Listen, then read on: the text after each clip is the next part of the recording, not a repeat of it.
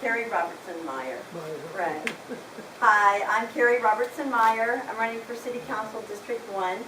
And I think the main problem that we have in our city is that we are not really representing the taxpayers at City Hall. And I think probably, maybe you guys think the same thing. I know that first person because that's what's happening in my neighborhood and in all of District 1 really. And I'm running for District 1 because I live there, and also I'm encouraged to represent District 1 because it's one of the older parts of town. If you think about it, it goes from downtown through Oak Park, which is a very old part of town, historic, and then you keep going up to Annabelle and Calallen, which used to be their own towns. And so those communities up there, they've been living there for years, for generations, I'll put it that way. And yeah, they're part of Corpus Christi now, but still, even though they're on the outskirts of town, they have a deep history. And so that's what District 1 really is. It's the older historic communities. And those are the ones that have been neglected the most, really. Maybe not the most. Everybody competes for, I'm neglected more than you are. You know, my streets are worse than yours. You got to come over and see my street. But my major in college was communications. And so I was a journalist and a photographer. And that's really important for a city council representative to know how to dig for facts, find out what's really going on, and then communicate it back to the public. And that's what journalism used to be when I was in it in the 80s, okay? It's maybe not that anymore. I'm not in journalism anymore. I own my own business. I'm a photographer, and I own a little company called Third Coast Photo. And it's based out of my home, and I take people, usually families on vacation, down to the beach and shoot, where I live on North Beach, and shoot beautiful family portraits of them during their vacation, some locals too. But it's important for me, for my neighborhood to look good, because my clients are coming into my neighborhood, and then I take them down to this beach, and it's important for my beach to look good. Not only for my clients, but for me and my family. And so ever since I moved to North Beach 13 years ago, I've been picking up trash.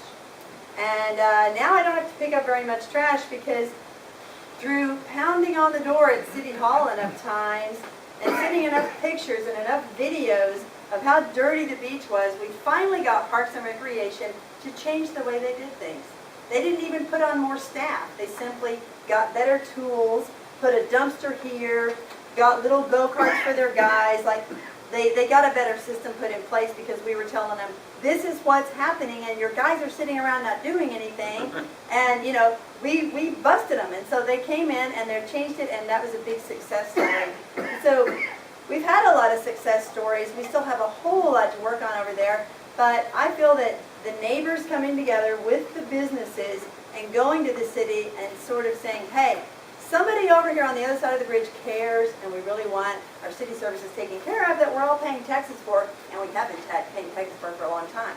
So I have to bring that same spirit with me into District 1 and help the people in Oak Park and help the people in Annabelle and Calallen and all the other places, Hillcrest and Washington Coles, don't forget them. Flipping the page here. So it's important for taxpayers to get involved in the process of government. And a lot of people are just completely tuned out for many reasons. One of them is they've given up. Because they've tried to go to City Hall.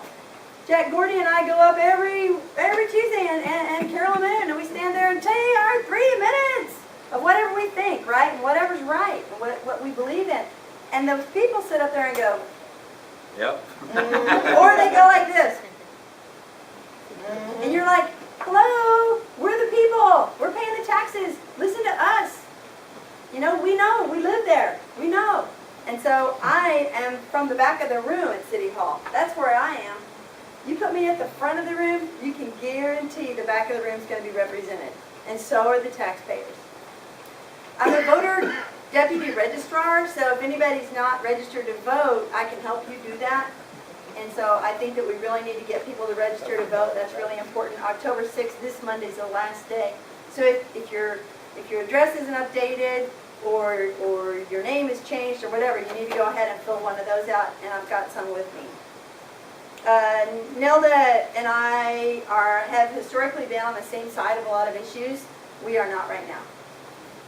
And it's mainly, I'm a little concerned about desalination. I do think it's futuristic and it sounds good, and like she called it, sexy.